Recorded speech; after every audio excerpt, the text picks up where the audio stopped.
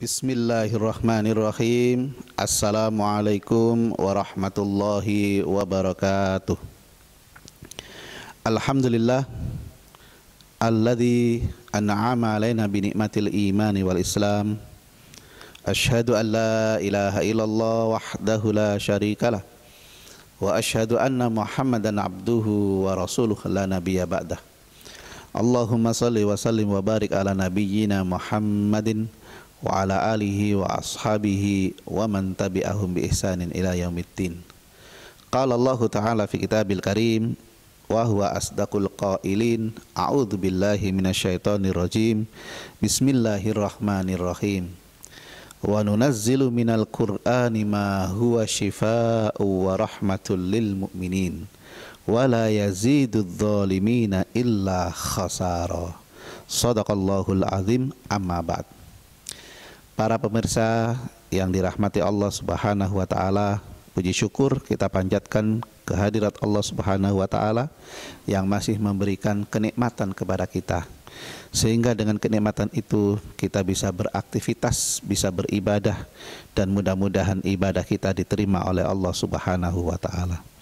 Salawat dan salam semoga tetap tercurahkan kepada junjungan Nabi besar Muhammad sallallahu alaihi wasallam, juga kepada keluarga, para sahabat dan para pengikutnya, dan mudah-mudahan kita termasuk umatnya yang nanti akan mendapatkan syafaatnya. Allahumma amin ya rabbal alamin. Para pemirsa yang dirahmati Allah Subhanahu wa taala, pada kesempatan yang baik ini dan yang singkat ini saya ingin menyampaikan pesan dari Allah Subhanahu wa taala yang terdapat di surat Al-Isra ayat 82, di mana di dalam ayat itu Allah Subhanahu wa taala menyampaikan, wa nunazzilu minal qur'ani ma huwa syifaa'u wa rahmatul lil mu'minin, dan kami menurunkan dari Al-Qur'an sesuatu yang menjadi penawar, ya, syifa itu bisa diartikan penawar atau juga bisa diartikan obat, ya. Wa rahmatun, dan rahmat lil mu'minin, bagi orang-orang yang beriman. Nah, dari ayat ini bisa kita tarik satu kesimpulan, bahwa Allah Subhanahu wa taala menurunkan Al-Qur'an yang salah satu fungsinya adalah menjadi obat, menjadi penawar. Nah, oleh karena itu ketika kita mengalami suatu hati kita tidak tenang, jiwa tidak tentram, mengalami kegelisahan, ya. Kemudian kalau bahasa ininya gundah gulana, nah, kira-kira begitu. Nah, maka bawalah, ya, untuk membaca Al-Qur'an, ya, karena fungsi dari Al-Qur'an itu adalah syifa. Ada satu cerita di mana ada seseorang yang datang kepada sahabat Rasulullah yang bernama Ibnu Mas'ud, ya, di mana Ibnu Mas'ud ini sahabat Rasulullah yang bacaan Qur'annya sangat indah, ya.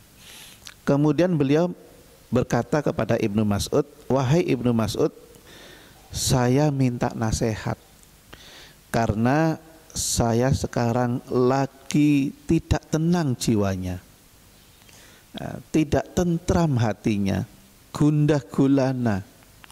Kalau ibarat orang yang lagi kayak kasmaran, ya, itu tidur tak enak, makan tak tidur tak nyenyak, makan tak enak. Nah, itu kira-kira begitu, ya. Jadi tidur tak nyenyak, makan tak enak. Nah, begitu mendengar, Ibnu Mas'ud mengatakan, kalau itu yang kamu alami, maka bawalah ke 3 tempat. Yang pertama yaitu membaca Al-Qur'an, yang kedua melakukan sholat malam atau qiyamul lail ya, di tempat yang sepi, kemudian kamu bermunajat kepada Allah Subhanahu wa taala, dan yang ketiga adalah dengan membawa ke majelis taklim.